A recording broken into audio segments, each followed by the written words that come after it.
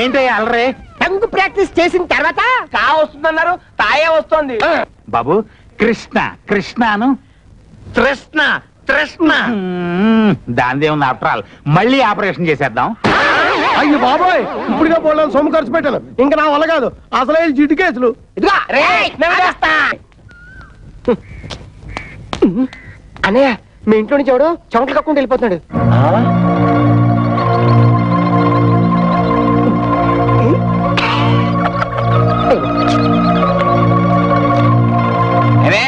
పట్ట పగలే ఇంటికి వచ్చి పడుచుకున్నాడు ఎవడే?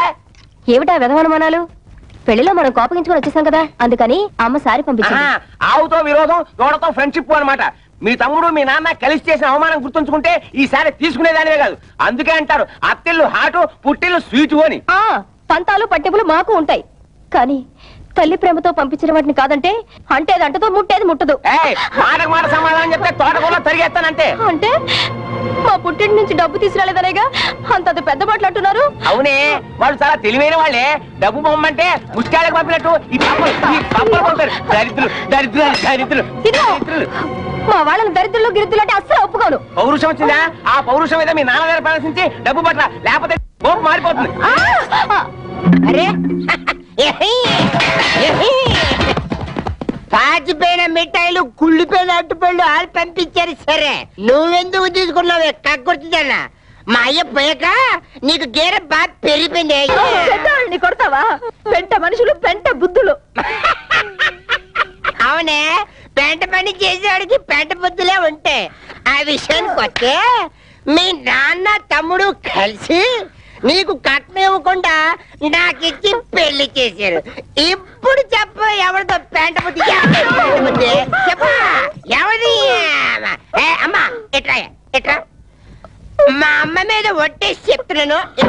ఏది అక్కడ వెళ్ళిపా. మా అమ్మ మీద ఒట్టేసి చెప్తున్నాను, ఈ ప్రేమ మీద ఒట్టేసి. అబ్బా అక్కడికి వెళ్ళిపోయావా? ఓకే, ఈ ప్రేమ మీద ఒట్టేసి చెప్తున్నాను.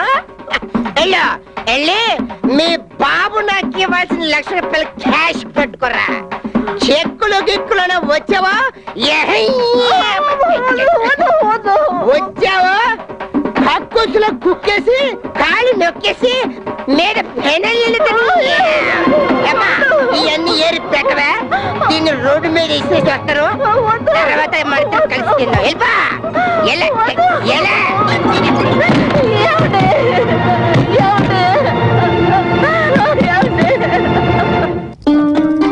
రండమ్మా రండి. అబ్బాయి పెళ్ళయ్యాక ఒక్కసారి కూడా ఇటు పక్కకి రాలేదు. వాళ్ళు పెళ్లిలో కోపగించుకుని వచ్చేసారు, కానీ వాళ్ళలా నేను పట్టుదలగా ఉండగలనా? పిల్లల్ని ఒకసారి చూసిపోదామని. ఈ కాలం పిల్లలకి అవన్నీ ఏం తెలుస్తాయి? కవిత, ఎవరొచ్చారో చూడు.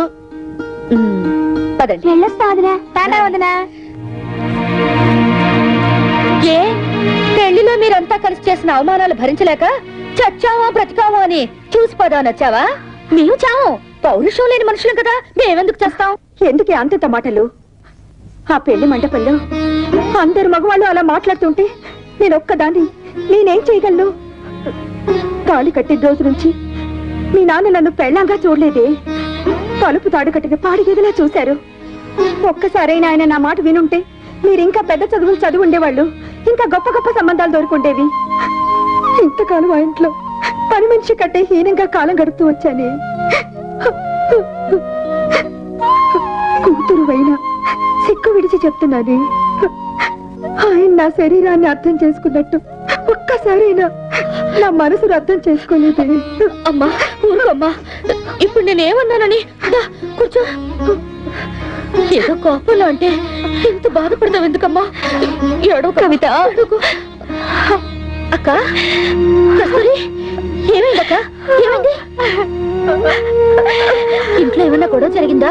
ఒట్టి గొడవ కాదే, మా ఆయన నన్ను గొడ్డును బాదినట్టు బాదాడు. ఈ చెయ్యి ఎత్తలేకపోతున్నాను, దించలేకపోతున్నాను.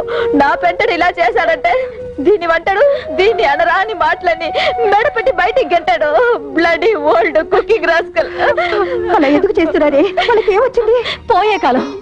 పెళ్లిలో మీరు వాళ్ళని బాగా గౌరవించారు కదా, తట్టుకోలేక పిచ్చి చేష్టలు చేస్తున్నారు. కవిత, వాళ్ళు చచ్చినా మారరే.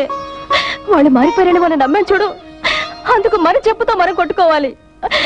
వాళ్ళతో కాపురం చేసే కన్నా గుక్కడి విషయం తాగి చావడం నయ్యో. అవే మాటలే.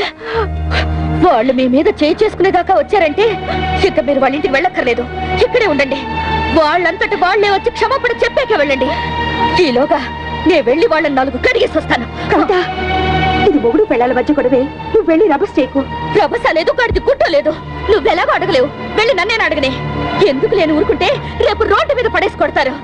ఆడవాళ్ళని మరీ లోకుగా చూస్తున్నారు. ఇడియట్స్. అన్నయ్య, ఈ మొక్క తిన్న బలం. అన్నయ్య, మన పిల్లలు ఉమ్ము తడి పెట్టి డబ్బులు లెక్క పెడుతుంటారు. కాసేపట్లో కూసేపట్లో ఆట దిగుతారు.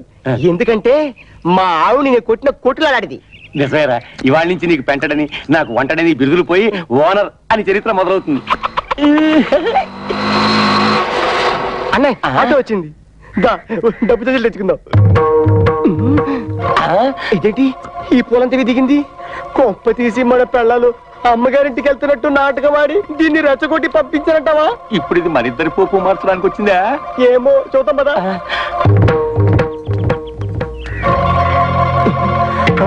అసలే పిల్ల రౌడీ అని విజయశాంతి లాగా లా పాయింట్లు లాగుద్దేమో. నువ్వు వెళ్ళి మాడుతుండు, నేను నూతనగా లాక్కుంటా.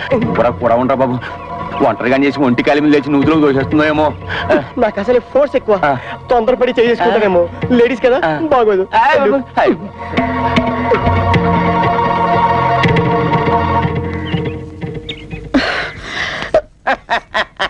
మా అక్కల్ని ఎందుకు కొట్టారు?